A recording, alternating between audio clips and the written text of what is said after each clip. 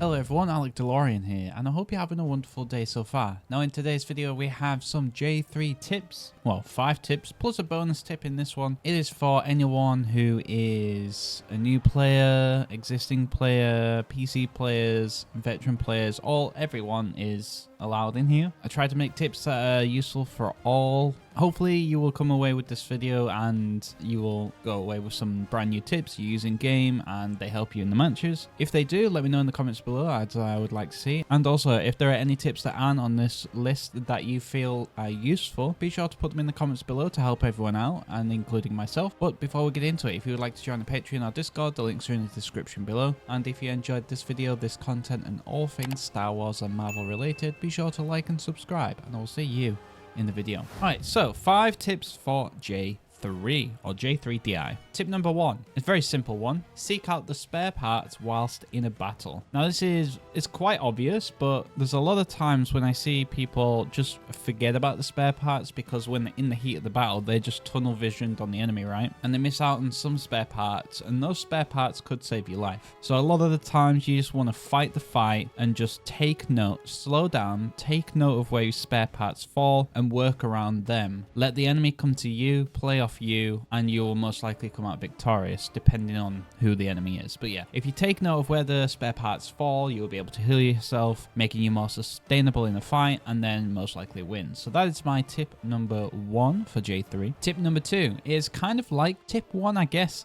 It's play to live, not to kill. So I say this because J3 is extremely versatile. He can do a lot of damage if he wants to, but he can also deal with a lot of pressure really well. So he has his lightsaber deflects, and it has a lot of stamina. So if you're ever kind of like in the thick of it and you're half health or something, you're able to just throw it up and just deflect a bunch of damage that otherwise might kill you. So always keep that in mind, is to use the deflect as often as you can wherever you can. Then tip number 2 is J3's pull can cancel out some hunters' ultimates. Now I say this because I'm pretty sure slingshot you can, or you used to be able to, one of the two. He starts jumping, you use your pull on him and it cancels out slingshot's ultimate. It kind of does the same thing, but not to the biggest effect like with Scorer. If she starts to throw her soup, or her ultimate, sorry, and you pull her while she's in that animation, she'll just drop it on herself. So then therefore she might miss the zone and then it becomes kind of useless, or it misses her teammates and they have to relocate to get into the ultimate, which might be a bad position for them. So it's really good at just ruining enemies' plans and making their days miserable. That's what J3 likes to succeed in. So that's tip number 3. Then tip number 4 is deflecting stance deals extra damage when you deflect back into the enemy's heads. So think of it like this. Imara Vex, she's a shooter, right? You shoot the body, you do, I don't know, for example, 40 damage. Whereas if you shoot the people's heads with Imara Vex, you do 80 damage. It's exactly the same thing with J3. Just pretend that J3 has a blaster. You're deflecting it back into their body. You're doing 40 HP. But if you do it,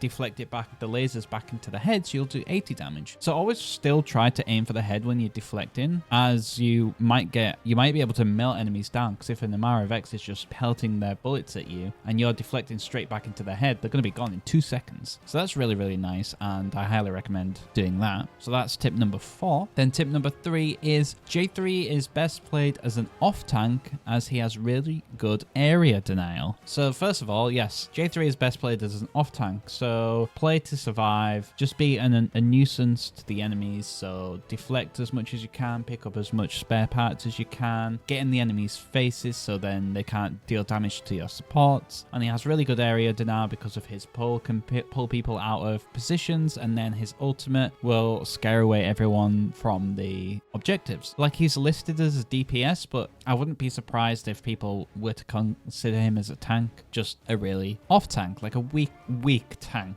So he's really good at that, and play him in that style and I feel like you'll do better than if you play J3 as a straight out DPS like Reeve. And then, as I said, I have the bonus tip, and it's literally just level up to J3 as 25 as fast as you can. Now the reason why I say this is the higher you level a J3, the better he becomes, especially at 25, as for 25 you get more health from spare parts, because by the time you reach level 25, you're going to be acquiring, the enemies are going to be dropping more spare parts, and every spare part, the higher your level, you'll heal more from each spare part. So the faster you can get to J3, the longer you can survive in fights. It's just really, really good. So if you have Fame Grant and you don't know who to spend it on, J3 is a really good shout. If you really enjoy J3 as well, use it on him and get him to 25 as fast as you can. And there you go. There are the 5 tips plus a bonus tip for J3, which I feel like are really useful. Some of them are kind of similar, I guess, with just being survivability and playing as an off tank or whatever. But getting him to 25, I feel like is probably the most valuable, because you'll perform better in matches, which is always what you want. If any of these tips help you, be sure to let me know in the comments below, as I really appreciate the feedback. And as I said before, if there are any tips that aren't in this list that you feel is valuable and should make the list, let me know below. But I won't keep you any longer. So if you would like to join the Patreon or Discord, the links are in the description below. And if you enjoyed this video, this content, and all things Star Wars and Marvel related, be sure to like and subscribe, and I will see you in the next video.